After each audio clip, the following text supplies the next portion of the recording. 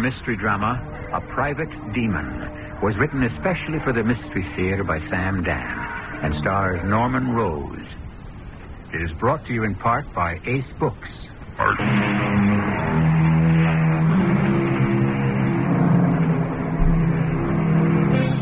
Where there is charity and wisdom, there is neither fear nor ignorance.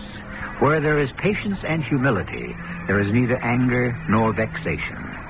That's what Francis said about charity, wisdom, patience, and humility. But, of course, he could practice them to the full. After all, he was a saint. We lesser mortals are not so happily situated. The things of this world, fame, success, the adulation of the crowd, too often, these are the guiding lights and the driving forces, even in the most remote and abstruse fields of endeavor.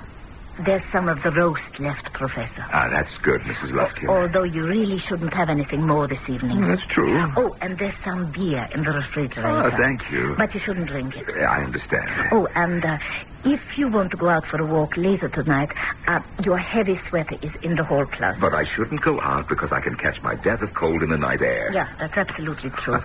Do you suppose you could end this seemingly limitless litany of illicit activities and tell me perhaps what I am permitted to do? Well, I would start working on my acceptance speech. Huh? Which acceptance speech is this? The one you're going to make in Stockholm next month, when you accept the Nobel Prize. Oh, I wasn't aware that I had received it. Oh, you will. You overestimate my importance. Well, I don't see how you can be overlooked. My field of activity is simply too, well, let's say, specialized. Too restricted to a single, rather shadowy, almost prehistoric people. I hear all the gossip on the campus. I shouldn't be at all surprised. And I hear all those big-time professors say, Jeremiah Soames is the foremost pure historian in the world. The Nobel Prize. And why not? Because it is a highly complex situation. And there are all sorts of political implications. Write the speech. It could be your year. Mrs. Lufkin, now why aren't you on your way? I'm going. Oh, would you look at this floor? Well, what's wrong with it? It needs a good scrubbing. Nonsense. It's absolutely spotless. I didn't get around to it Tuesday morning. Maybe I had just better take care of that before I go. You will miss the bus. That might be a good idea. You should stay another day or two with your sister-in-law. No, thank you. One night with my late brother's relic is more than sufficient. Good night, Mrs. Lufkin. Good night, Professor. Oh, and don't get into any mischief while I'm gone. Mischief? Me? I think I'll snack on some of that roast beef. Oh, Professor. Why, Mrs. Lufkin, back already? Oh, I almost forgot. Yes? A gentleman called you, a Mr. David Porter. He asked if you would be home tonight, and I said yes. He said he would stop by to see you sometime after 8, and I said it would be best for him to make an appointment. He said it was a most vital matter and that it couldn't wait, and then he hung up. A Mr. David Porter? Do you know the gentleman, sir? I never heard of him. I don't know how I came to forget that. I don't know either. Good night again, Mrs. Lufkin. Oh, but you look at you. What now? You wore that shirt again. I feel quite comfortable in it. But it has to be laundered. Now, please, don't wear it again tomorrow. They'll put it aside tonight, and I'll do it as soon as I return. Yes. You promise? You have my solemn oath. And now for the third time, good night, Mrs. Lufkin. Good night.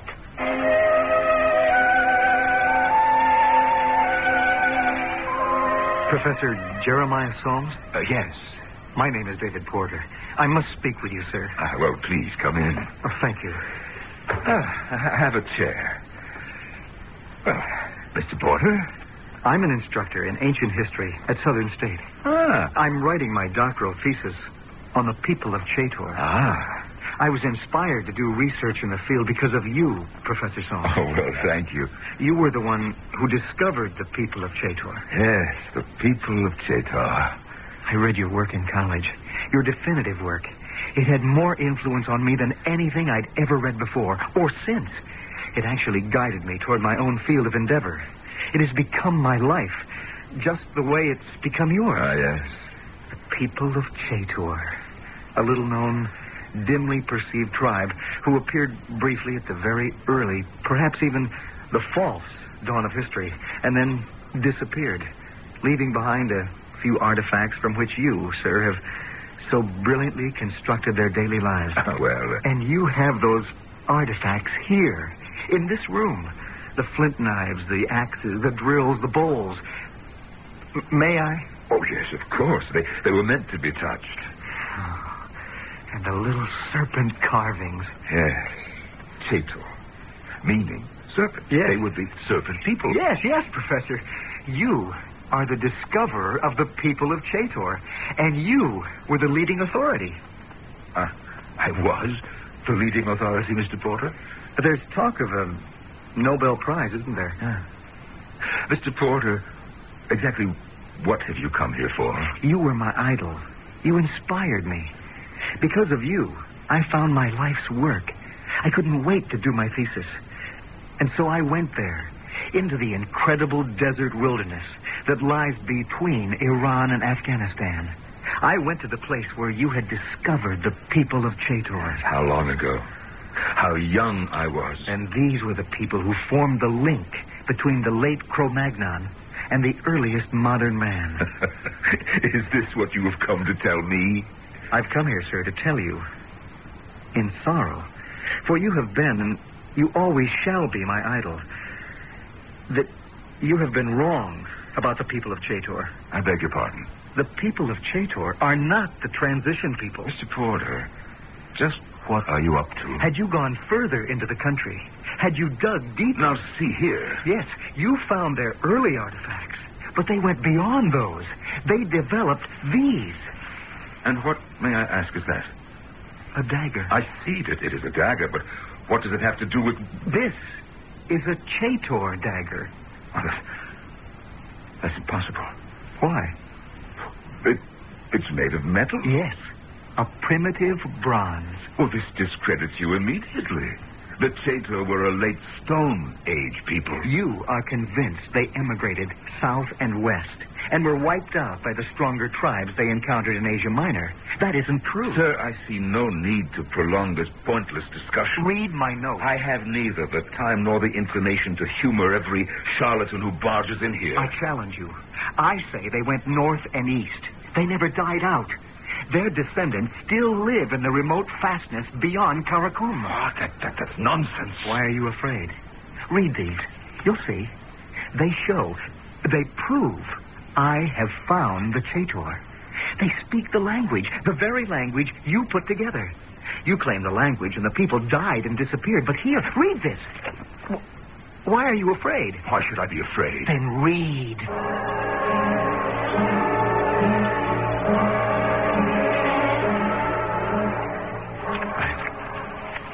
I do not believe a word of this.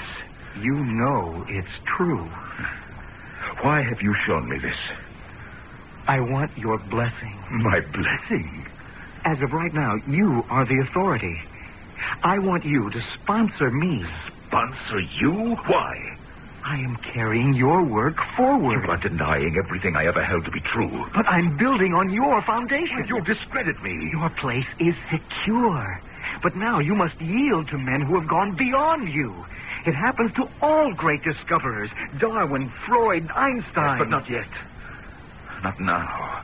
Not this year. Wait till I'm dead. Professor! This dagger destroys me. This bronze-bladed dagger destroys me. Why did you have to find it? Because it was there. Why did you have to bring it here and show it to me? Because I wanted you to be the first to know. The first to know that I'm disgraced? Professor, that isn't true. Oh, I could kill you. What are you saying? I could kill you with this dagger. I could kill you. The work of a lifetime. Professor, you've gone mad. You stabbed. I'm bleeding. Help me. Help. Help you? After what you tried to do to me, I'll help you. I'll help you.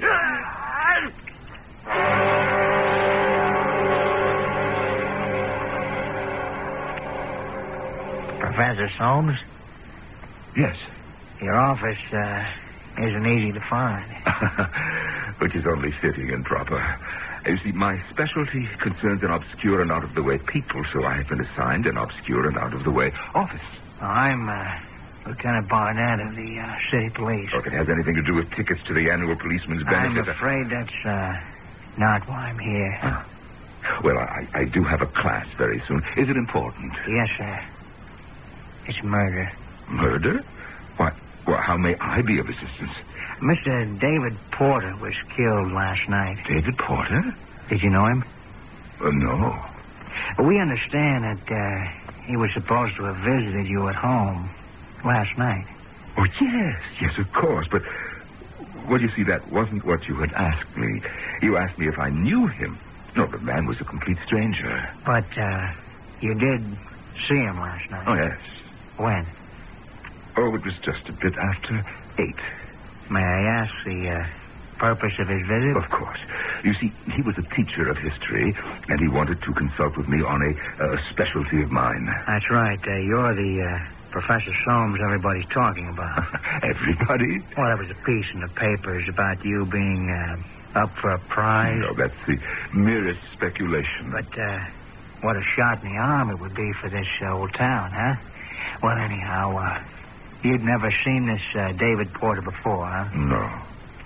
Do you mean that after he left my house last night? His body was found in his car. It was parked just off exit 18 on the interstate. What had happened to him? He was stabbed to death. Oh, no. We figure he stopped to pick up a hitchhiker. Whoever it was killed him. How horrible. Everything he had on him was gone. His watch, his ring, his wallet.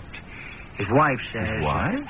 Yeah, he was married. It's kind of tough on her. She's going to have a baby. Oh. What time would you say he left your house? Well, it was well after 9. Yeah, and by 10 o'clock he was already dead. That's when his body was discovered. Oh, I feel so badly, Lieutenant, so badly. I don't think that I can ever forgive myself. Why? What'd you do? Well, it's for what I didn't do. I don't understand, sir. Well, you see, he had come to me with a perfectly ridiculous hypothesis, and I'm afraid I dismissed him out of hand. Well, it's unforgivable, but I'm afraid I laughed at him. Professor, if it was ridiculous, like you say it was, what else could you have done? Well, I might have been kinder to him, Lieutenant. Just a little bit kinder. Oh, yes. Much kinder and certainly not nearly so sharp. Well, Professor Soames is one of the most intelligent criminals we've had around here in a long time. And considering that he had to play this one by ear, he's not doing it all badly so far. However, this is only the end of the first act. Got it.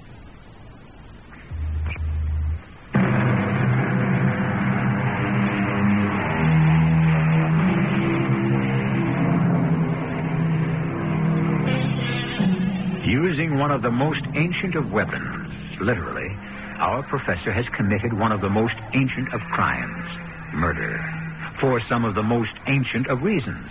A, jealousy, which is why Cain killed Abel, and B, for the protection of one's turf, which is why Romulus killed Remus. Things are not really too much different today, are they? Oh, Mrs. Lufkin, you're back home already, I see. Yes. One night and one morning with my sainted sister-in-law is punishment enough for the most hardened sinner. Oh, I see you ate all the roast beef. Guilty as charged. And you drank all the beer. You were not here to preach temperance, Mrs. Lufkin. And you also disapproved of my housekeeping, Professor Soames. How can you say such a thing? It's obvious. You actually scrubbed the floor. What? Who did? Well, you can see for yourself. Here, this part here, near the table. It wasn't nearly this clean when I left. And it's certainly much cleaner than this part on the other side of the room. Oh. You could have waited for me to come back. Well, I see the brush marks. You know, you must have gotten down on your hands and knees. Oh, now really, Professor, what on earth ever made you do a thing like that, huh? I had spilled something on the floor. What? Coffee. Coffee? Oh, That's impossible. Why do you say it's impossible? Because you never drink coffee. You're not allowed to. Yes, I know, but, well, you see, I had a guest. Oh, yes. This, David Porter? Mm-hmm, and he had been driving a long way to get here, and he really wanted a cup of coffee. I suppose you used that as an excuse to have some yourself, In bringing it to the table, I must have tripped. No, I didn't. I slipped. Yes, that's what I did. I pitched forward slightly, and I spilled the coffee. Quite a bit of it landed on poor Mr. Porter's jacket all over the front. Oh, my goodness. And a great deal of it just spilled down all over this part of the floor. But why didn't you just wipe it up and forget about it? You know I'd be back this morning. Well, I understand that coffee leaves a stain. And when you would see that, you'd know that I'd been indulging in forbidden fruit, as it were.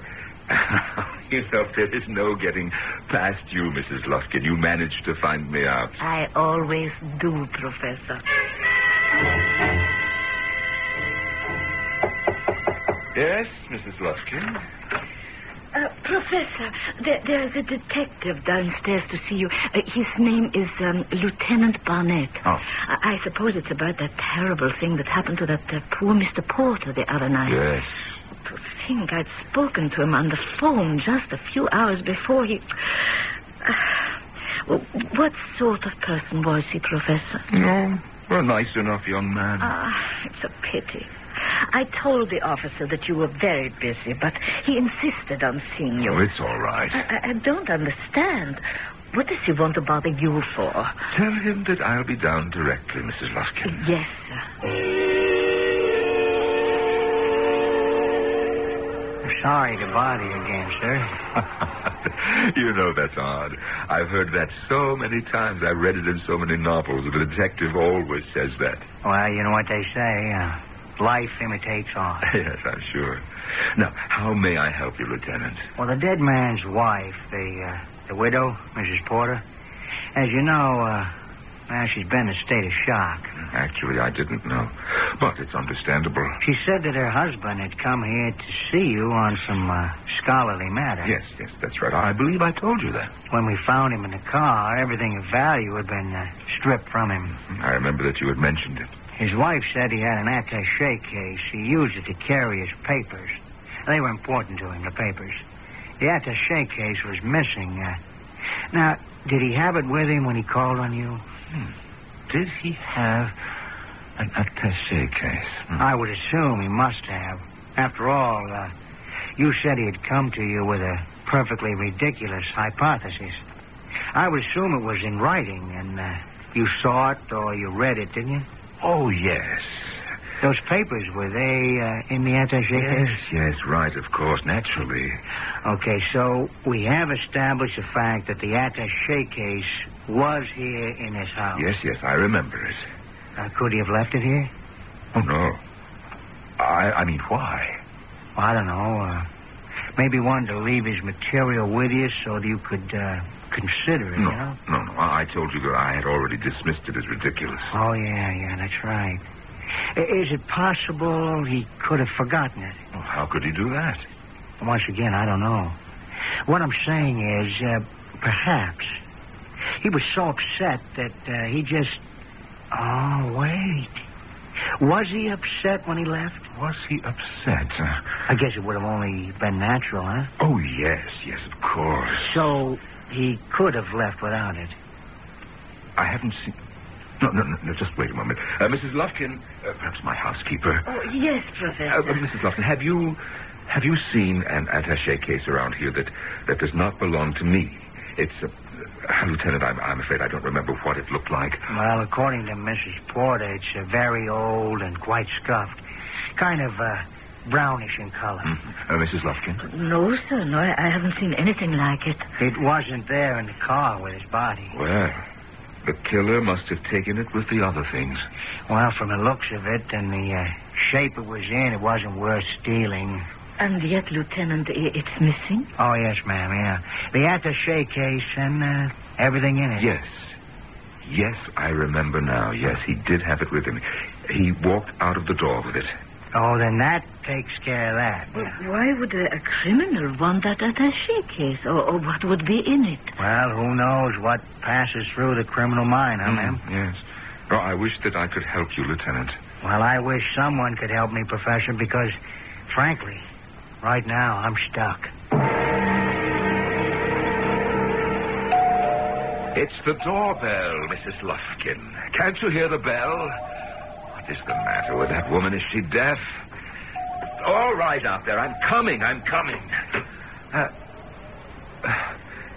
Yes, ma'am. You wish to see me? I'm Professor Jeremiah Soames. Please excuse me, Professor. I shouldn't have kept ringing your bell like that. Certainly not. I'm very sorry. I'm not at all myself. You see, my husband, he was murdered. Oh. His name was David Porter. And I understand that you may have been the last person to have seen him alive. That is, of course, with the exception of the murderer. Mrs. Porter, won't you come in? I really don't know why I'm here. Now, won't you have a chair? Thank you. Mrs. Porter, what can I do for you? What can you do for me? Well, now that I think of it, nothing. There's nothing anyone can do for me now. Even if they catch the person who murdered my husband, it won't change anything. It won't bring him back. I'm very sorry, Mrs. Porter. I'm not really Mrs. Porter anymore, am I? Well, legally. Well, legally. And I mean, I'm talking about actually, physically, definitely. How can I be Mrs. Porter when there's no longer a Mr. Porter? You had a talk with him the other night, didn't you? Yes. What did you think of him? I mean, as a scholar. Please, don't try to spare my feelings. Well, I listened to him. I examined his alleged findings. Alleged? Well, you see, I questioned their validity. Are you implying that the evidence, the artifacts he brought back from Asia are not genuine? Oh, no. I only questioned whether they were relevant. Did they belong to the people of Chaytor, or whether the product of a different people, another people who appeared on the scene later on? And in your opinion, they were not appropriate? That is correct. But that was only your opinion. You know, ever since he read your earliest book about Chaytor, those people became his... Well, I could say his reason for existence. I'm flattered. We went to the site of ancient Chaytor on our honeymoon. Can you imagine? We traveled north with the mosquitoes and the dust and the rocks and the biting winds. And every day he would see something else. He would find something else. And we reached that place where, according to you, the people of Chaytor were supposed to have turned west and south. Yes. But he said to me, look, what if they didn't? That's ridiculous. They did. Well, I'm only telling you what he said to me. And so we kept going north. He was looking for the trail of the people of Chaytor. There is no such trail. Yes, that's what he was beginning to think after a while. And then he found it. What did he find? The dagger. A Chaytor dagger made of bronze. There is no such dagger. But he showed it to you, didn't he? That's what he came here for. Just a moment. He showed me a dagger. With the serpent carved on the hilt. He was deceived. Now, he knew that he had found the trail. That dagger pointed the way. And as we went north, we saw the carvings and the cave pictures, all with that serpentine design. I tell you, he had deceived himself. He was in a daze. He was a man who received the shock of tremendous revelation. And he said to me, Soames is wrong. He is wrong about the people of Chaytor. Your husband simply did not know what he was talking about. He said, I have it here. We can go home now and publish. But first, I must show it all to Soames. Yes. Yes, he did. He showed it to me. Oh, believe me, Mrs. Porter, I tried to be nice to him. I tried to let him down as gently as I could. Like a fool, he came here. In him, You saw the man who was about to take away from you everything that made your life worth living. It hit you. It struck you like a bolt of lightning, and in one sudden, uncontrolled spasm of fury, you killed him. Mrs. Porter, what are you saying? Professor Jeremiah Soames, I accuse you of murder. How could I have murdered him? You killed him with that dagger. The dagger that would have cut you down from your pedestal. What did you do with the dagger? Mrs. Porter. Mrs. Porter, how can you ever hope to prove such a monstrous accusation?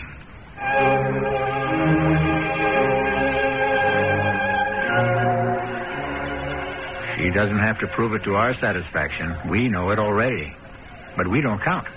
First, she'll have to convince the police, and then a jury. But of course, she would have no problem at all if she could manage to convince a certain person, and you know who that person is. That will be the business of Act 3.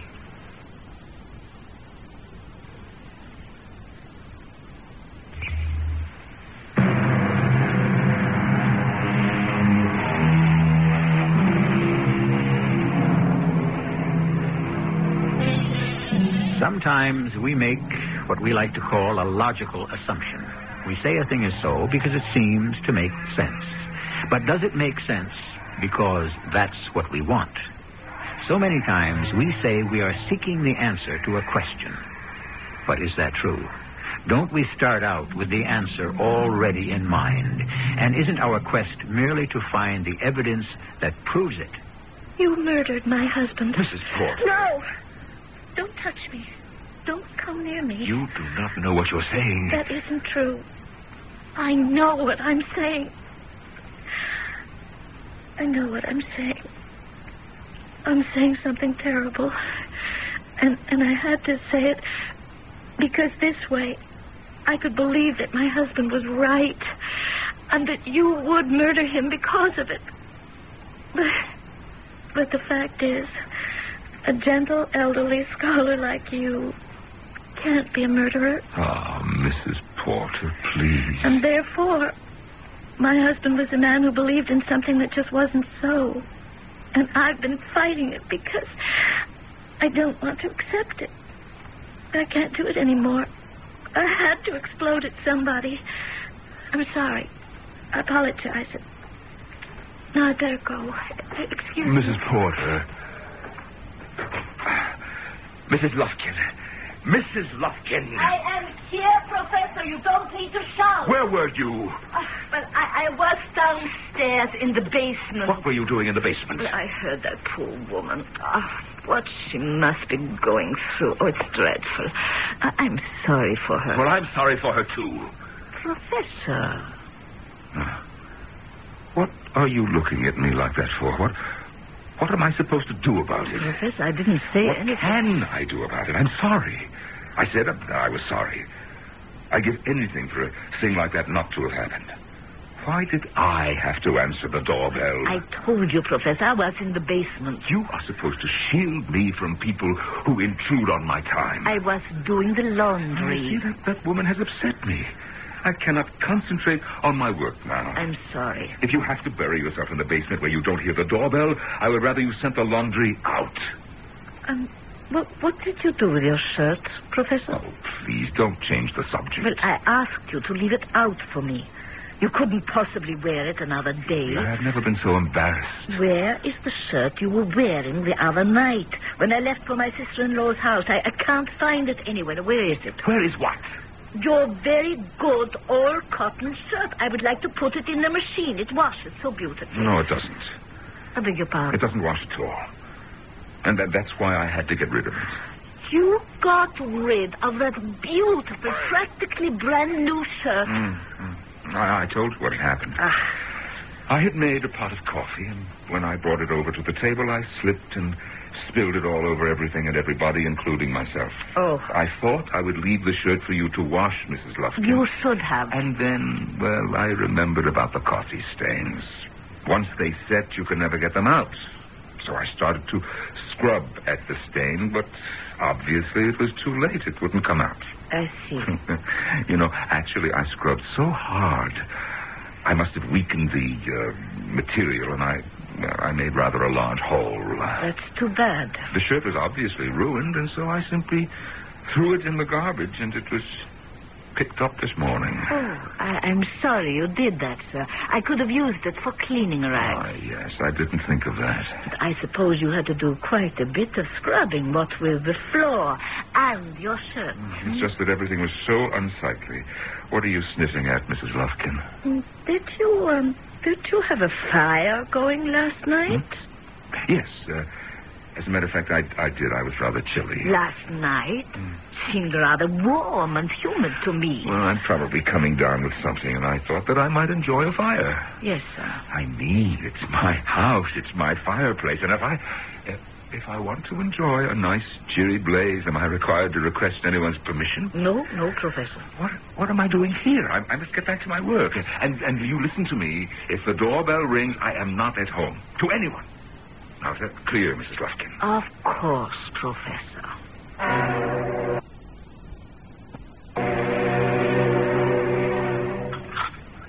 You haven't touched the veal, Professor. I'm not hungry, Mrs. Lufkin. You haven't been hungry for the past 3 days. Are you trying to make something out of that? No, Professor. If a man doesn't feel like eating for a while, it doesn't have to signify anything. We all eat too much anyhow. A little judicious fasting now and then, we'd be the better for it. What do you say to that, Mrs. Lufkin? Well, all I want to say is that if you're going to let food go to waste, tell me in advance, and I'll prepare something cheaper. The hunters and gatherers of Chetor, you know what? They would grab a handful of wild wheat from the stalk, and they would munch on it as they traveled. And that was dinner. That and the meat of an animal that they might have been lucky enough to encounter and kill.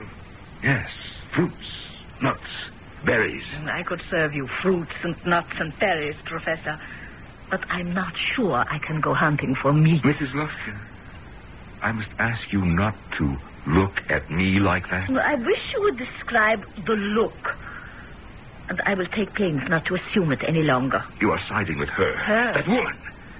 His wife, Mrs. Porter. You are taking her part. You think that I treated her badly, huh? No, I thought you had been placed in a very uncomfortable position. You thought that I had been cruel to her. But what was I to say? To do? You know, she had actually accused me of murdering her husband. Now that's ridiculous, isn't it? But tell me, don't you think that that's absolutely ridiculous? Yes, Professor, yes, it does sound ridiculous. Yes. Now, I'm going upstairs. I have work to catch up with. Oh, aren't you going to take your mail upstairs? Oh, there's a card from your friend in London, Dr. Hodges. And you read it, I suppose. Well, if he had wished for privacy, he would have written a letter. He says there are strong rumors that you are in the running for the prize this year, I know. And nothing had better happen to spoil my chances.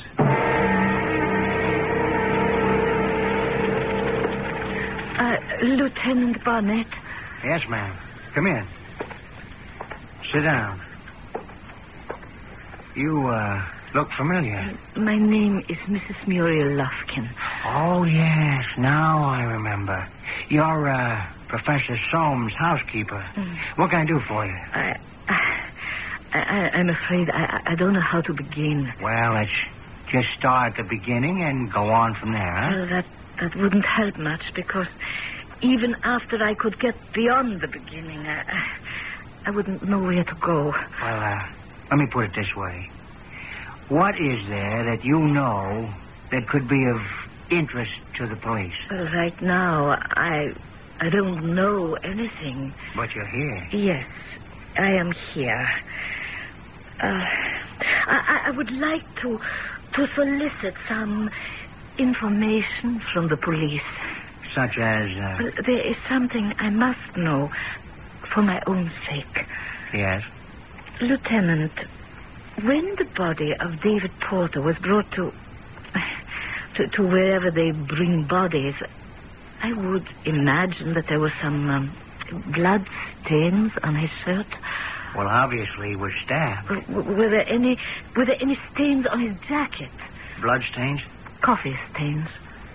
Why do you ask? I must know.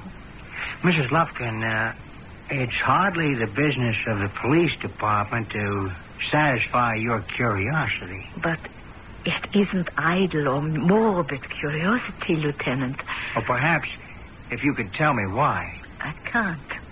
Well, if I could tell you, would it help my investigation? Perhaps. I read detective stories, Lieutenant. I know how you people operate. You collaborate with all sorts of questionable characters. Can't you trust a reputable citizen for a change? What can I expect in return? Perhaps nothing. And perhaps everything. Let me check with the lab.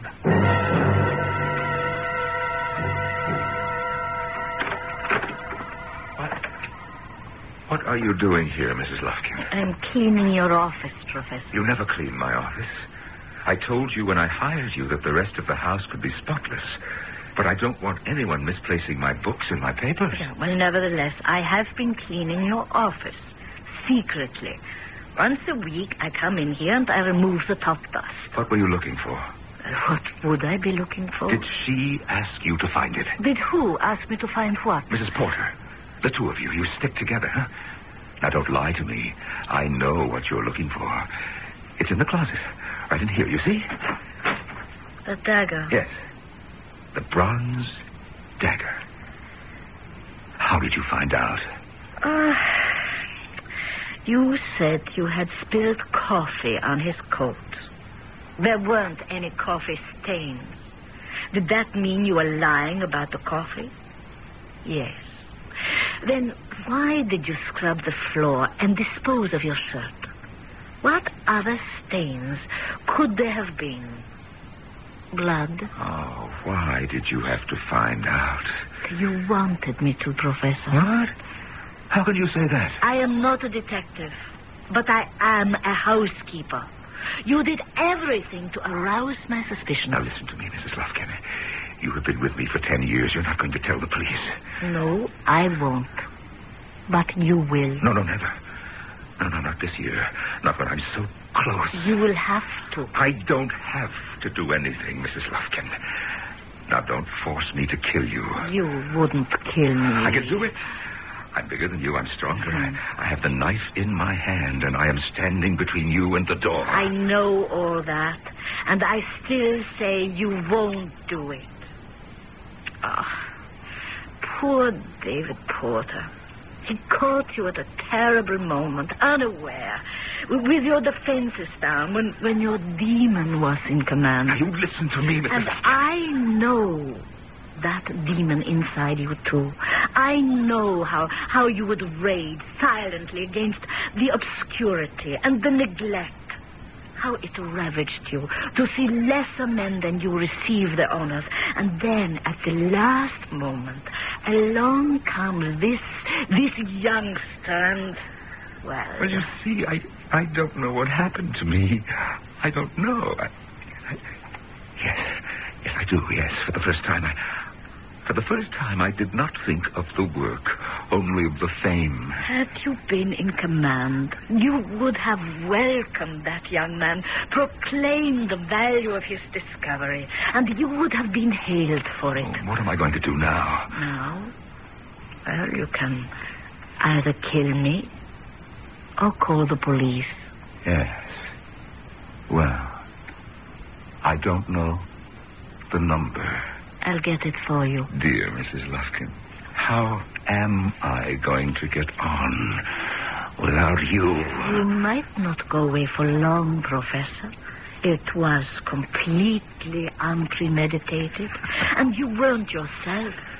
And now, you had better give me that dagger. Yes, the bronze dagger of the people of Cheto, with the serpentine insignia on the hilt.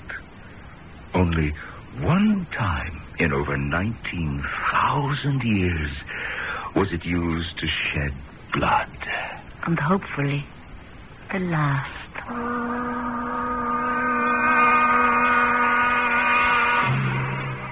think back to the first time the dagger was used.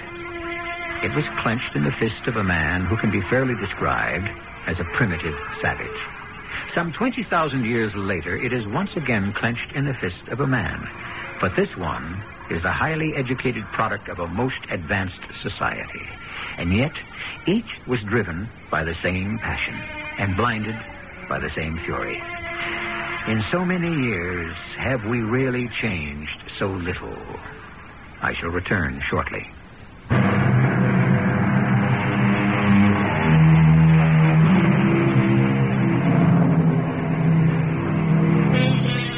Mrs. Lufkin spoke of the demon inside Professor Soames. Yes, each of us has a demon that is like another self. Rudyard Kipling understood the situation very well. He wrote, "When your demon is in charge, do not try to think consciously. Wait. Drift." Yes, one should neither fight one's demon nor obey it. Just wait till the storm dies down. Our cast included Norman Rose, Carol Teitel, and Bob Caliban. The entire production was under the direction of Himan Brown. This is E.G. Marshall inviting you to return to our Mystery Theater for another adventure in the macabre. And before you venture to disagree, consider that despite a few perfectly normal intervals of doubt, she does enjoy a happy marriage. I'll be back shortly.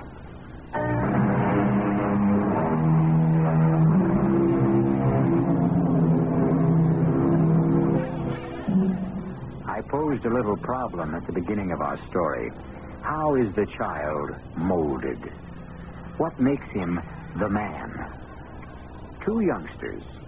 Why does one become a ruthless killer and the other a dedicated cop?